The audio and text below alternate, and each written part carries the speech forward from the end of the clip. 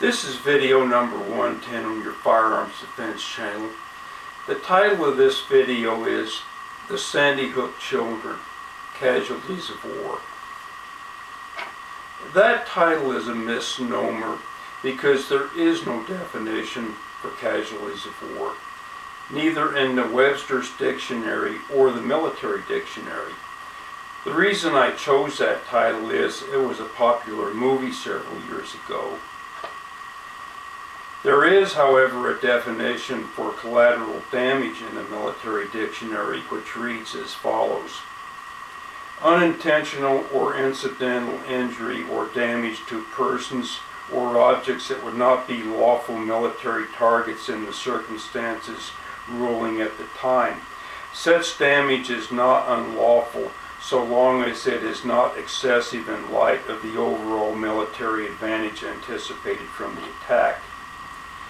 Now, since casualties of war do not exist, we need to decide if these children and adults killed at the Sandy Hook school were then collateral damage.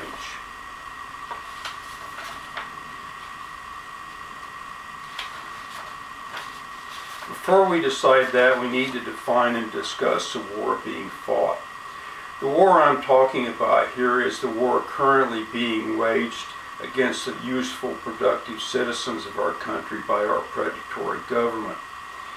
Their objective is the establishment of a socialist dictatorship, as evidenced by the police state we currently live under, the confiscatory gun laws they want to pass, the health care bill known as Obamacare, the Patriot Act, the war on terrorism, the war on drugs, the civilian use of military drones, President Obama's ruling by presidential edict, and the recent news reports regarding President Obama's acceptance speech that clearly indicate his intentions to eliminate the Republican Party.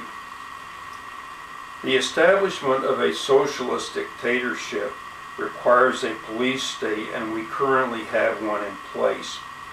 Our modern police officers, armed to the teeth with state-of-the-art weapons, bulked up on steroids with the ability to bench press 500 pounds, shaved heads, wraparound glasses, and stormtrooper boots are indeed scary and intimidating figures. They are the equivalent of Adolf Hitler's brown shirts in every way. Indeed, they could legitimately be referred to as Barack's blue shirts. All that remains is for something similar to the following scenario to unfold. The government decides to eliminate everyone who opposes them in any way. With a stroke of his presidential pen, Barack Obama signs an edict nationalizing the wealth of anyone having more than $100,000. At the same time, his police state stormtroopers move en masse into upscale communities such as Dix Hills, New York, Cottage Lake, Washington, and North Potomac, Maryland. The residents are given 5 minutes to abandon their property and pile into cattle trucks. Men, women, and children who refuse are shot.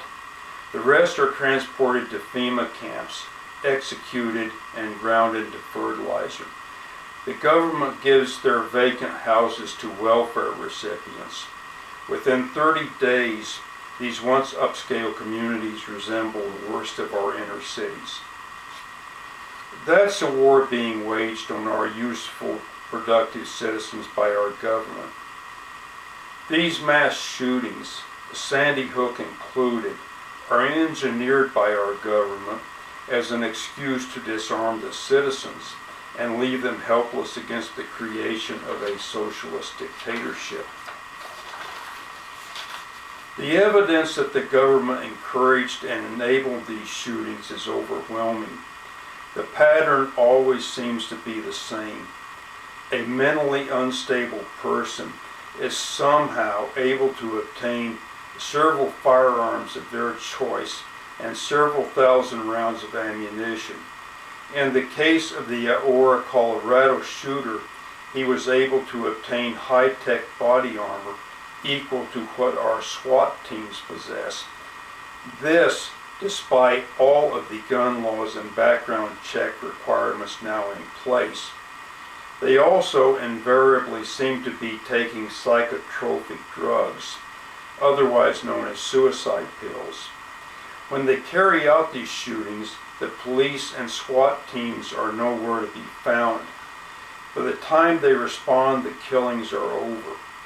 When they do arrive, the shooter surrenders and never speaks to anyone, and nothing is ever heard about him again, or he commits suicide.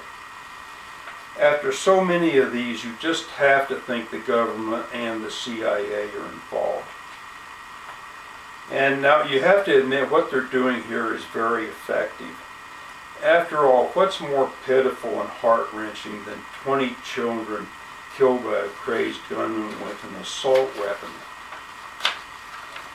I'm sure the government feels that watching them orchestrate the killing of our children will cause us to line up en masse to turn in our guns. But that's the last thing we should do. Now, I don't like the killing of young children either, especially when I know our government is responsible. But we need to stop and do a little rational thinking here. How many children do you suppose were killed in the bombings of Hiroshima and Nagasaki, our Indian wars, and humanity's countless other wars? How many of our children do you suppose will be killed by our government after they disarm the citizens? In the end, the Sandy Hook children are not casualties of war or collateral damage. They are not casualties of war in the sense that term is undefined, and they are not collateral damage because they were deliberately killed by our government as a ploy to aid in disarming our citizens.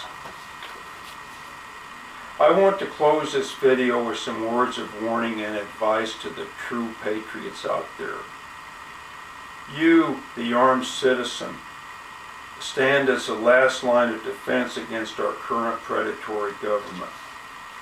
The NRA, the armed citizen, the thousands lining up at our gun shows and gun stores to stock up on firearms and ammunition have it right. We aren't paranoid and crazy. We have it right and everybody else has it wrong. I know everyone says you can't fight the government because they have overwhelming firepower, but the Vietnam War proved that wrong. The last image of that debacle I remember was Americans hanging off helicopters, praying they got out alive. So if they can fight the good fight against our government, so can we. In closing, never, never, never forget my last words here I'm going to leave with you. The government is not a source of evil. They are the only source. This is your Firearms Defense channel signing off on video 110. I'll see you on video number 111.